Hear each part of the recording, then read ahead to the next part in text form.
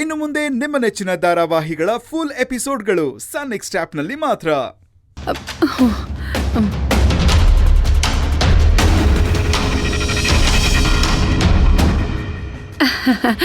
ಕಾರ್ತಿಕು, ನಿನ್ ಫೋನ್ನ ಸ್ವಲ್ಪ ಕೊಡ್ತೀಯಾ? ಯಾಕತೆ ವಿಡಿಯೋ ಡಿಲೀಟ್ ಮಾಡಕ್ಕ?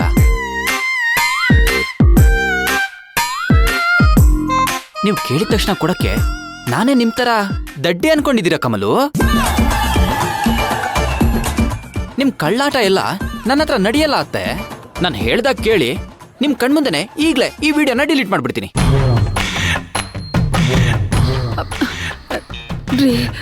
ಸರಿ ಅಂತ ಹೇಳೆ. ಏನ್ ಮಾಡ್ಬೇಕು ಅಂತ ಹೇಳ್ ಸಾಯಿ. ಈ ರೀತಿ ಎಲ್ಲ ಮರ್ಯಾದೆ ಇಲ್ದೆ ಮಾತಾಡೋದನ್ನ ಮೊದ್ಲು ನಿಲ್ಲಿಸ್ಬೇಕು ನೀವು. ಓಹೋ, ನೀವು ನನ್ನ ಅಳಿಯಂದ್ರೆ ಅಂತ ಮರ್ಯಾದೆಯಿಂದ ಮಾತಾಡ್ಸ್ಬೇಕು. ಈ ರೀತಿ ಬಾಯಿ ಬಂದ ಹಾಗೆ ಮಾತಾಡಬಾರ್ದು. ಓಹೋ, ಹಾಗಾದ್ರೆ ನೀನ್ ಮಾತ್ರ ನನ್ಗೆ ಗೈಯಾಳಿ, ಬಜಾರಿ, ಜಗಳಗಂಟೆ ಅಂತೆಲ್ಲ ಕರಿಬೋದಾ? ನೀವು ನಡ್ಕೊಳ್ಳೋದು ಹಾಗೆ ತಾನೇ ಅತ್ತೆ? ಅಳಿ ಅಂದ್ರೆ ಆಹಾ, ಅಳಿ ಅಂದ್ರೇನಾ? ಕೇಳಕ್ ಎಷ್ಟ್ ಚೆನ್ನಾಗಿದೆ ಮಾವ. ಇನ್ನೊಂದ್ಸಲ ಹೇಳಿ.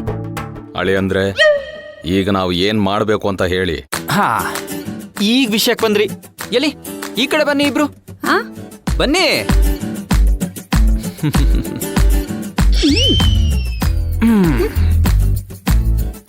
ಈಗ ನಾನ್ ಹಾಕೋ ಕಂಡೀಷನ್ಸ್ನ ನೀವು ಒಪ್ಕೊಬೇಕು.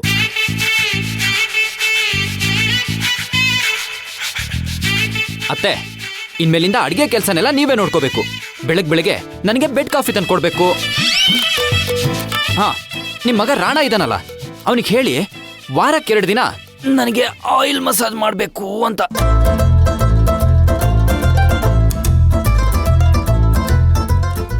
ಏ, ನನ್ ಕಂಡೀಷನ್ಸ್ ಇನ್ನೂ ಮುಗ್ದಿಲ್ಲ. ಮಾವ ಬನ್ನಿ ಕೂತ್ಕೊಳ್ಳಿ. ಅಳಿಯನ್ ಮುಂದೆ ಮಾವ ನಿಂತಿದ್ರೆ ಚೆನ್ನಾಗಿರುತ್ತಾ? ಬನ್ನಿ ಕೂತ್ಕೊಳ್ಳಿ.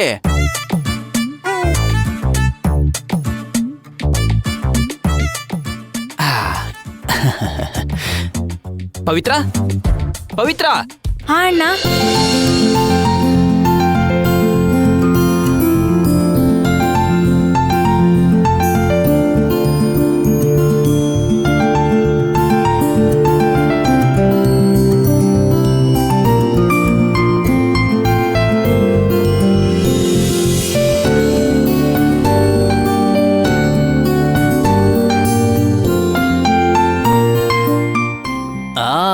ನೆಕ್ಸ್ಟ್ ಕಂಡೀಷನ್, ಪವಿತ್ರ ಅವರಿಗೆ ನೀವು ಬೈಯೋ ಹಾಗಿಲ್ಲ. ಇನ್ಮೇಲಿಂದ ಈ ಮನೆಯಲ್ಲಿ ಅವ್ರಿಗೆ ಪೂರ್ತಿ ಸ್ವಾತಂತ್ರ್ಯ ಕೊಟ್ಬಿಡ್ಬೇಕು.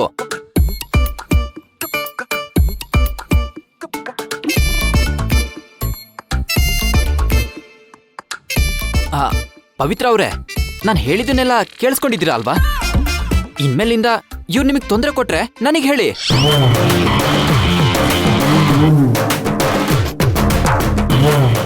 ಸರಿ ಅಣ್ಣ. ಕಮ್ಲು, ಲೇ ಕಮ್ಲು. ಸರಿ ಹೇಳಿದ್ರೆ ನಾನು ನೀವ್ ಹೇಳ್ದಾಗೆ ಕೇಳ್ತೀನಿ. ಇನ್ಮೇಲೆ ನಾನು ಪವಿತ್ರನ್ನ ಸೊಸೆ ತರ ಅಲ್ಲ, ನನ್ ಮಗಳ ತರ ನೋಡ್ಕೋತೀನಿ. ಪವಿತ್ರ, ನೀವಿನ್ ಹೊರಡಿ.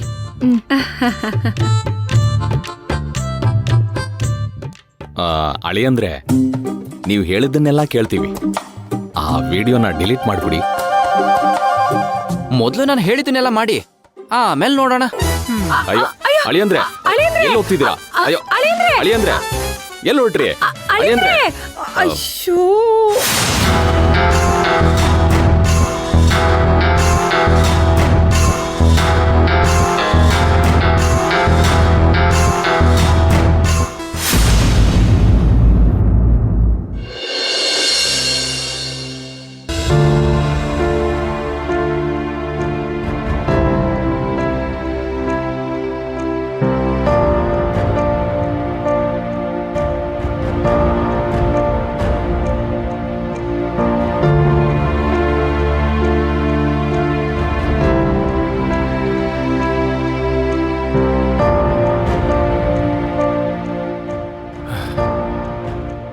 ರಾಧಿಕಾ, ಏನು ಯೋಚನೆ ಮಾಡ್ತಿದ್ಯಾ? ಏನಿಲ್ಲ, ಟೈಮ್ ಆಯ್ತು, ನಾನ್ ಮನೆಗೆ ಹೋಗ್ತೀನಿ. ಏಯ್ ರಾಧಿಕಾ, ಕೂತ್ಕೋ. ಏನ್ ಅವಸರ? ಚಿರು, ನನ್ ಮನಸ್ಥಿತಿ ಸರಿ ಇಲ್ಲ. ನನ್ ಮನೆಗ್ ಡ್ರಾಪ್ ಮಾಡು. ಏಯ್ ರಾಧಿಕಾ, ಕೂತ್ಕೋ. ಯಾಕೆಷ್ಟು ಅರ್ಜೆಂಟ್ ಮಾಡ್ತಿದ್ಯಾ? ನೋಡು, ಮುಗ್ದೋಗಿರೋದ್ರ ಬಗ್ಗೆನೇ ಯೋಚನೆ ಮಾಡ್ತಿದ್ರೆ ಮೈಂಡ್ ರಿಲ್ಯಾಕ್ಸ್ ಆಗಲ್ಲ. ಅದಕ್ಕೆ ನಿನ್ನ ನಾನು ಇಲ್ಲಿ ಕರ್ಕೊಂಡ್ ಬಂದಿದ್ದು. ನೋಡು, ಆಗೋಗಿರೋದ್ನ ಮತ್ತೆ ಯಾರಿಂದಲೂ ಬದಲಾಯಿಸಕ್ ಆಗಲ್ಲ. ಮುಂದೆ ಆಗೋದ್ರ ಬಗ್ಗೆ ಯೋಚನೆ ಮಾಡ್ಬೇಕು. ನೀನ್ ನನ್ಗೆ ಇದನ್ನೇ ತಾನೇ ಯಾವಾಗ್ಲೂ ಹೇಳ್ತಾ ಇದ್ದಿದ್ದು. ಈಗ ನೀನೇ ಹೀಗೆ ಅಪ್ಸೆಟ್ ಮಾಡ್ಕೊಂಡಿರೋದು ಎಷ್ಟ್ರ ಮಟ್ಟಿಗೆ ಸರಿ? ಅಲ್ಲ, ನೀನೇ ಹೀಗಿದ್ರೆ ಇನ್ನಿನ್ ಫ್ಯಾಮಿಲಿ ಯಾರ್ ಧೈರ್ಯ ಹೇಳ್ತಾರೆ? ರಾಧಿಕಾ, ಎಲ್ರಿಗೂ ನಿನ್ನಲ್ಲಿ ಇಷ್ಟ ಆಗೋದು ಏನ್ ಗೊತ್ತಾ? ತಲೆ ಹೋಗೋಂತ ವಿಷಯ ಇದ್ರು ನೀನ್ ಅದನ್ನ ಕೂಲಾಗಿ ಹ್ಯಾಂಡಲ್ ಮಾಡ್ತೀಯ ಅಂತ. ಆ ಕ್ಷಣ ಬದುಕೋದಕ್ಕೆ ಏನ್ ಬೇಕೋ ಅದನ್ನ ನೀನ್ ಮಾಡ್ತೀಯ. ಆ ರಾಧಿಕಾ ಇವಾಗ ಎಲ್ಲ ಹೋದ್ಲು? ಕಾಶಿ ಸದ್ಯಕ್ ನಮ್ ಜೊತೆ ಇಲ್ದೇ ಇರೋದು, ಗಮ್ಯಂಗೆ ಅವ್ರತ್ತೆ ಟಾರ್ಚರ್ ಕೊಡ್ತಾ ಇರೋದು, ನಾನ್ ಅರೆಸ್ಟ್ ಆಗಿದ್ದು, ಇದ್ಯಾವ್ದು ನಿಂಗೆ ಕಷ್ಟನೇ ಅಲ್ಲ. ಎಂತೆಂತ ದೊಡ್ಡ ದೊಡ್ಡ ಪ್ರಾಬ್ಲಮ್ಗಳನ್ನ ನೀನ್ ಎದುರಿಸ್ಕೊಂಡ್ ಬಂದಿದೀಯ. ನೋಡು, ನಾನು ಅರೆಸ್ಟ್ ಆಗಿದ್ದೆ, ಸತ್ಯ ಏನು ಅಂತ ಗೊತ್ತಾಯ್ತು, ನಾನು ಹೊರಗಡೆ ಬಂದೆ.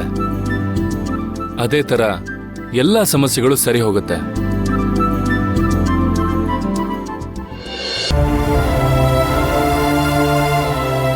ರಾಧಿಕಾ, ನೀನ್ ಮೊದ್ಲಿನ ತರ ಆಗ್ಬೇಕು ಅಂತಾನೆ ನಾನು ಆಗ್ಲಿಂದ ವಟ ವಟ ವಟ ಅಂತ ಮಾತಾಡ್ತಿರೋದು. ನೀನ್ ಯಾವ್ದನ್ನು ಕೇಳಿಸ್ಕೊಳ್ದೆ ಹೀಗ್ ಬೇಜಾರಲ್ಲಿ ಕೂತ್ಕೊಂಡ್ರೆ ನಾನು ಏನಂತ ಅರ್ಥ ಮಾಡ್ಕೊಳ್ಳಿ? ಹ್ಮ್